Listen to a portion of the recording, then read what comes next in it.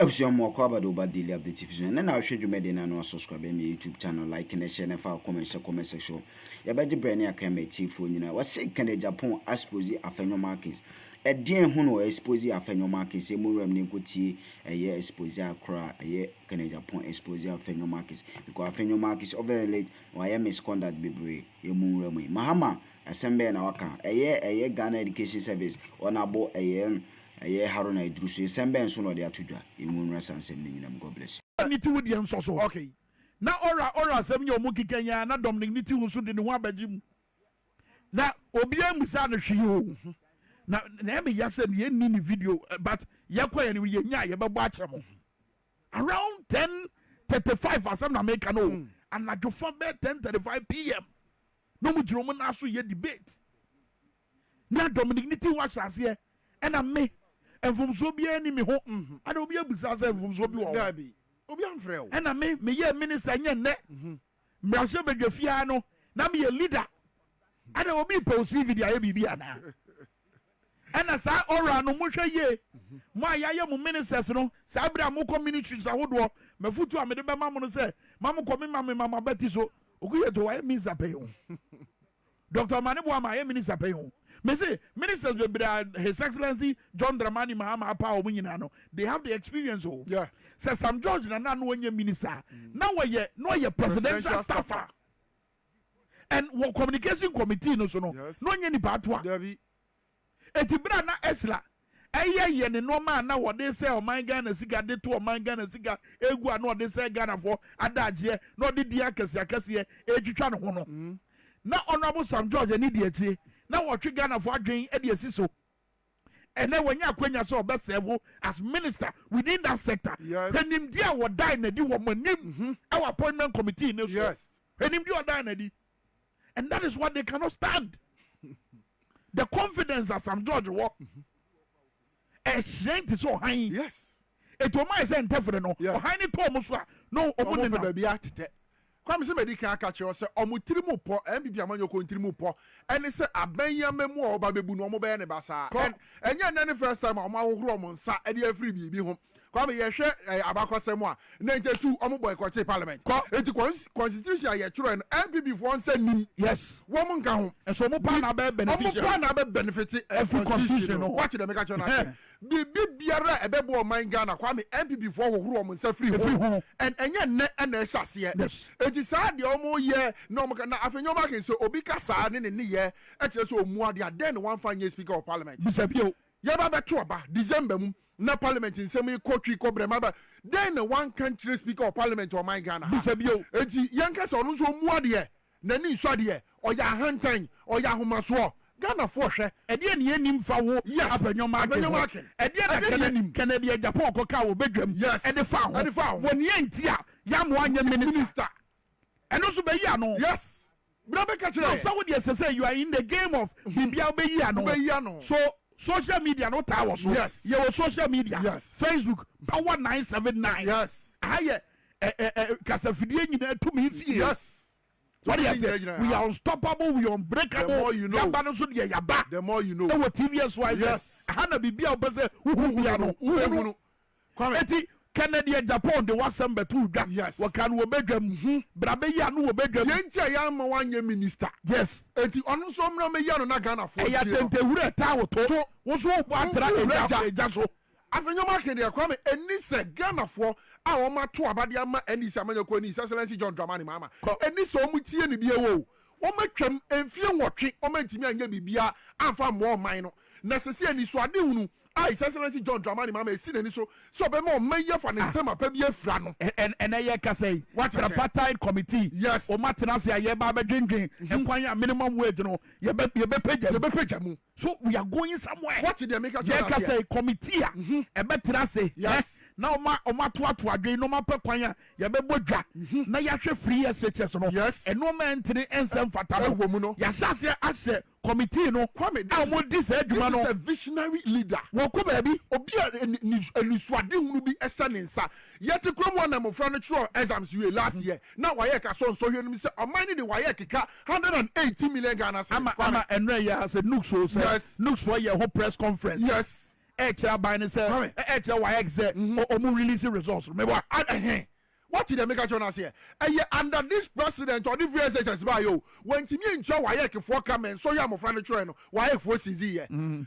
A Juma Ben a woyano, a Yadian a woye, right from Sukunum, and Yania Enco, and Yania say, the command of Friday. When they say John Dramani, Mama say Waba, now come over Janamo to within the first 2 days, yes, and Yania Yadia warehouse, no some of students, and then when I'm TikToker, students and they say, etina enuane we bi wo ho ye betimi anya bi adu enanane e brasa mo na e de sei ye betimi anya ayi sausage ayate e de ato mo so adi is John Dramani mama Nyankopon nhiraw ni agi se wo ba betwam o se na ente saa what is enti MPP form pa ade pa de ama my Ghana enti ya no strategy no almost yes se wo de sabra joma ama ba wo de mo nkoso an stadium yes emre bi ajoma ama ban ne be se wo ye bibi no ba ko twa nsem bi atane da ne nsem bi yes na mo kan nsem bi te se de asa joma ama ba be di amafo awu what is it kan ye dundum yes ebra enye ne se cheche ne se cheche no mu dibinika mahama ba tumso aba yes ebra ye de no kura ba tu dwa se mo ena na mo so ma we be also ma jan komo na ko also ma se ye be de na di ma Ghana fo ehunu another one obrempon yes kwame eye tertiary education yes sabre colleges of education yes eche ni entia na kamre bibra no mo wa bem no na komu susu se eye your friend teacher training allowance no ye yimfiri ho yes omu kire ye se baby ankwada no na se asuafo na adru no ewo eye teacher training colleges no yes omu ne asuafo e wo suapon awodo aye the same eti the asuafo e wo other universities no e benefit no e wo so omu so timi benefit no se da ne da nyina ban na e ma osika ansa no wadidi na buy na enu aduane no fa machitro kon no eti ye for the next level yes ye reset your my Ghana no honorable Haruna Idrisu campaign was allowances in India sabre dia ba wo boase to kwan so no yes ye kwa yanim daache no ne ye pese ye ene say ye the efficient enhanced student loan scheme ene be ye said a bear bebuamo. Yet he said, Your Honorable Haruna Idrisu, a can answer. Yadamo baby, dear. Very importantly, you raise the issue of student allowances. It will continue. Subsequent to the education forum, for which I have the pleasure to invite you to come, we'll take some major decisions based on the recommendations. But offhand, there is no way you should be feeding a student at the tertiary level of head. So we have to work out a transition from the allowance into an enhanced student loan for them to feed themselves. But in the interim, they will still get the allowances. Then just the next very few months going forward, subject to the recommendations of the committee. But I cannot conceive of a student in a higher education institution being fed. We can narrow feeding to basic and to free senior high school, but at the tertiary level, so they will still get enhanced student loans to be able to feed themselves. But in the interim, we will continue with the feeding and then phase out the allowance process, subject to the recommendations of the education forum. So we would do that. Eti jandam no yamutu ya asai jandam no yamutu asai adani abutu enra daily graphic ni reportage se ose enra na make catch headline no hwani yes wa said that the abesa ase onokure no o the abesa ase ho ketuwa bi ena interpretation no o the abeto so why headline o de se obetime di enra daily graphic na to so a akebe Philippa where press release and education ministry they buy and now watch say reportage ni sensational misleading what they say because omo interpretation and your narration yes. But you see when you're writing a headline what's your headline yes in journalism what's your headline headline no it was reflected the core aspect of the story. Detailed story ni say a bind say what was the talk no student teacher training allowance no obe facing it out now what they for no akọ the next level they say what the enhanced student loan scheme and eba and then I no be bobochi kasai e ma no be che ni ntie hunya e wutie honorable Harry Idrisa wonu ka de obusa no kasa bebu mo say na osua ni a wo Agyapong de e den na abai na feed no I then you got it the national. Obi a when you ware ebi a wo be 5 kwame. Ebi a wo 5 and an American. And then Caribbean no person di benku. Akwa ye emu on feeling. Yes. When you do tertiary repair, abrabona babesha onsa, you should be the best manager of your life. One kasa abrabo. What them you know who apply for a student loan say ba. Of course, unim say that be na kwam na American. Me say buy my student loan and not just say that so say who you obema wadwuma ye. And based on your work no. Yes. Omonka say prem ya no. There be ye from. So look at the headline. Yeah. They say ya buy be police mo. Oh yes. You be police mo because Jandam no my ya mo dey say man no kosoma daily graphic in the screen so. Many the there be obu teacher trainee allowance to go. So you see, when you read this headline, I agree about it. Yes. So I hear then now the whole interpretation and a very screaming banner headline. Now, as some non-Casano government pledges enhanced student loan scheme. Education Minister hints. But Sabia also said yes, the Bonkata. As in saying, and woman so maybe I want to throw me. We a teacher, trainee beneficiary, and I did throw me. Yes. Now when you trust on headline, you swap. Sandy think it you better. Nanyamian Patao, Trotron also the Oman FM. And I said, that would to be. And before you get them, oh my every wall, oh my God, kicking was me, yeah, mamu.